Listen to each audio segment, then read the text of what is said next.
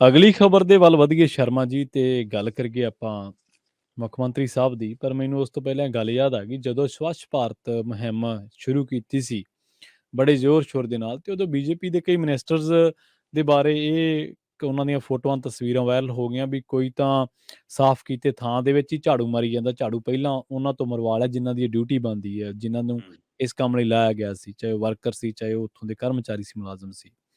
ਤੇ ਚਾਹੇ ਉੱਥੇ ਮੂਹਰੇ ਪਹਿਲਾਂ ਸੁੱਕੇ ਪੱਤੇ ਜਿਹੇ ਖਿਲਾਰ ਲਏ ਤੇ ਫਿਰ ਫੋਟੋ ਸੈਸ਼ਨ ਕਰਾ ਕੇ ਤੇ ਪੱਤੇ ਫਿਰ ਚੱਕ ਲਏ। ਇਸ ਤਰ੍ਹਾਂ ਦਾ ਬਹੁਤ ਲੋਕਾਂ ਦੇ ਨਾਲ ਆਪਾਂ ਦੇਖਿਆ ਕਿ ਉਹਨਾਂ ਦੀਆਂ ਟ੍ਰੋਲਿੰਗ ਹੋਈ ਉਹਨਾਂ ਦੀ ਇਹਨਾਂ ਫੋਟੋਆਂ ਨੂੰ ਲੈ ਕੇ, ਤਸਵੀਰਾਂ ਨੂੰ ਲੈ ਕੇ।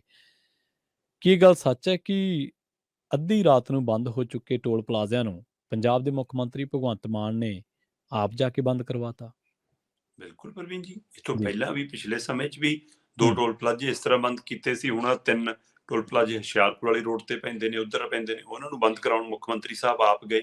ਬਕਾਇਦਾ ਉੱਥੇ ਮੀਡੀਆ ਨੂੰ ਸੰਬੋਧਨ, ਪ੍ਰੈਸ ਕਾਨਫਰੰਸ, ਬਕਾਇਦਾ ਉਹ ਉਂਗਲ ਮਾਰ ਕੇ ਉਹ ਲਾਂਘੇ ਜਿਹੇ ਵਾਲਾ ਡੰਡਾ ਜਾ ਉਹ ਬੈਰੀਅਰ ਜਾ ਖੜਾ ਕਰਾ ਕੇ ਗੱਡੀਆਂ ਲੰਘਾਉਣ ਵਾਲਾ ਸਾਰਾ ਦ੍ਰਿਸ਼। ਤੋ ਐ ਪੰਜਾਬ 'ਚ ਨਹੀਂ ਚੱਲੂਗਾ ਜੀ, ਪਹਿਲੀਆਂ ਸਰਕਾਰਾਂ ਨੇ ਲੁੱਟਿਆ ਜੀ, ਅਸੀਂ ਲੁੱਟਣ ਨਹੀਂ ਦਿਆਂਗੇ ਜੀ, ਲਓ ਜੀ ਮੈਂ ਪੰਜਾਬੀਆਂ ਨੂੰ ਰਾਹਤ ਦੇਤੀ ਜੀ, ਟੋਲ ਬੰਦ।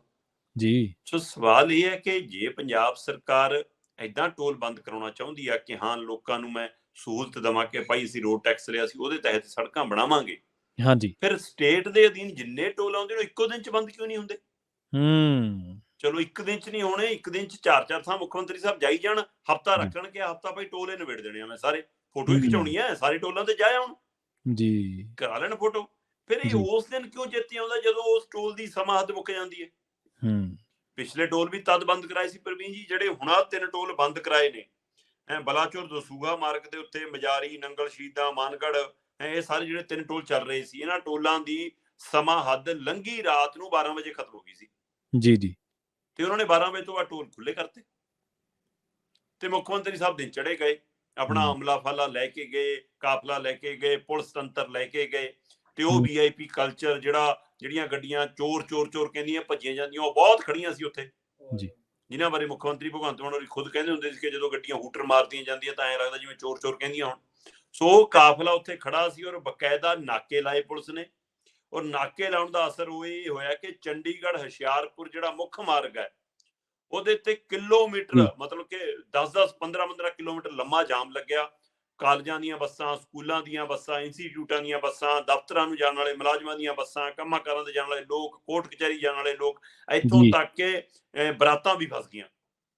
ਜਿਨ੍ਹਾਂ ਨੇ ਆਨੰਦ ਕਾਰਜ ਦਾ ਗੁਰੂ ਘਰ ਟਾਈਮ ਲਿਆ ਵਾ ਸੀ ਕਿ ਭਾਈ ਇੰਨੇ ਵਜੇ ਅਸੀਂ ਪਹੁੰਚ ਜਾਾਂਗੇ, ਇੰਨੇ ਵਜੇ ਅਸੀਂ ਆਨੰਦ ਕਾਰਜ ਲੈਣੇ, ਉਹ ਬਰਾਤਾਂ ਵੀ ਉੱਥੇ ਫਸੀਆਂ ਰਹੀਆਂ। ਸੋ ਇਹ ਕਿਹੜਾ, ਇਹ ਉਹੀ VIP ਕਲਚਰ ਹੈ ਜਿਹਦਾ ਭਗਵੰਤ ਮਾਨ ਵਿਰੋਧ ਕਰਦੇ ਸੀ।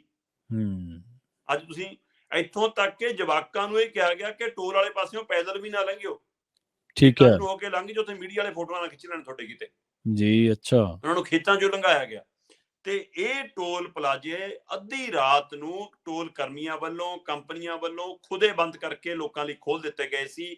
ਸਵੇਰ ਨੂੰ ਜਾ ਕੇ ਸਿਰਫ ਡਰਾਮਾ ਹੋਇਆ ਸਰਕਾਰੀ, ਤੇ ਉਹ ਨਾਟਕ ਤੋਂ ਬਾਅਦ ਇਹ ਤਸਵੀਰਾਂ ਫਿਰ ਦਿਖਾਈਆਂ ਗਈਆਂ ਕਿ ਲਓ ਜੀ ਮੈਂ ਪੰਜਾਬ ਨੂੰ ਟੋਲ ਮੁਕਤ ਦੇ ਰਿਹਾ। ਸੋ ਇਹਦੇ ਵਿੱਚ 2 ਪਹਿਲੂ ਨੇ ਪ੍ਰਵੀਨ ਜੀ। ਹਾਂਜੀ, ਪਹਿਲਾ ਪਹਿਲੂ ਤਾਂ ਇਹ ਹੈ ਕਿ ਜੇਕਰ ਸੱਚਮੁੱਚ ਟੋਲ ਮੁਕਤ ਕਰਾਉਣਾ ਚਾਹੁੰਦੇ ਹੋ ਤਾਂ ਪਹਿਲਾਂ ਸਾਰੇ ਸਟੇਟ ਦੇ ਟੋਲ ਸਰਕਾਰ ਬੰਦ ਕਰੇ, ਔਰ ਨਾਲ ਹੀ ਜਿਹੜੇ ਨੈਸ਼ਨਲ ਟੋਲ ਨੇ ਪੰਜਾਬ ਦੇ ਅੰਦਰ ਚੱਲਦੇ ਉਹਨਾਂ ਦੇ ਖਿਲਾਫ ਇੱਕ ਮੁਹਿੰਮ ਵਿੱਢੇ, ਸਰਕਾਰੀ ਤੌਰ ਤੇ ਵਿੱਢੇ ਫਿਰ ਜੀ ਕਿ ਭਾਈ ਮੈਂ ਪੰਜਾਬ ਨੂੰ ਟੋਲ ਮੁਕਤ ਕਰਨਾ। ਤਾਂ ਇਹ ਹੈ। ਸੋ ਜਿੱਦਣ ਟੋਲ ਦੀ ਸਮਾਦ ਮੁੱਕਦੀ ਤੁਸੀਂ ਉਦਣ ਜਾ ਕੇ ਬਹਿ ਜਾਂਦੇ ਉੱਥੇ ਕੁਰਸੀ ਢਾ ਕੇ। ਪਰ ਦੂਸਰਾ ਪਹਿਲੂ ਇਹਦਾ ਇਹ ਹੈ ਕਿ ਨਾਲ ਦੀ ਨਾਲ ਪੰਜਾਬ ਦੇ ਸਾਰੇ ਵਾਸੀ ਚਾਹੁੰਦੇ ਨੇ ਕਿ ਟੋਲ ਮੁਕਤ ਪੰਜਾਬ ਹੋਣਾ ਚਾਹੀਦਾ ਹੈ, ਪਰ ਨਾਲ ਦੀ ਨਾਲ ਉਹਨਾਂ ਦੇ ਮਨਾਂ 'ਚ ਇੱਕ ਸਵਾਲ ਵੀ ਖੜਾ ਹੈ ਕਿ ਭਾਈ ਜਿਹੜਾ ਸਾਡਾ ਰੋਡ ਟੈਕਸ ਲਿਆ ਤੁਸੀਂ, ਉਹ ਫੰਡ ਹੁਣ ਤੱਕ ਕਿੱਥੇ ਵਰਤਿਆ ਜੇ ਟੋਲ ਦੇ ਰਾਹੀਂ ਸੜਕਾਂ ਦਾ ਸੁਧਾਰ ਹੋਇਆ? ਤੇ ਹੁਣ ਅਗਲੀ ਵਾਰ ਤੋਂ ਇਹ ਸੜਕਾਂ ਕੌਣ ਬਣਾਏਗਾ, ਕਿਵੇਂ ਬਣਨਗੀਆਂ, ਕਦੋਂ ਠੀਕ ਹੋਣਗੀਆਂ? ਕਿਤੇ ਤਾਂ ਨਹੀਂ ਟੁੱਟੀਆਂ ਰਹਿ ਜਾਣਗੀਆਂ ਕਰਨੀਆਂ ਜੀ। ਇਹ ਸਵਾਲਾਂ ਦੇ ਜਵਾਬ ਅਜੇ ਮੁੱਖ ਮੰਤਰੀ ਸਾਹਿਬ ਨੇ ਨਹੀਂ ਦਿੱਤੇ। ਹਾਂ, ਰਾਜਨੀਤੀ ਜਾਰੀ ਹੈ ਔਰ VIP ਕਲਚਰ ਵੀ ਜਾਰੀ ਹੈ, ਜਿਹਦੀ ਪੀੜ ਵੀ ਕੱਲ ਨਜ਼ਰ ਆਈ ਔਰ ਸਰਕਾਰੀ ਡਰਾਮਾ ਵੀ ਕੱਲ ਟੋਲਾਂ ਦੇ ਉੱਤੇ ਨਜ਼ਰ ਆਇਆ।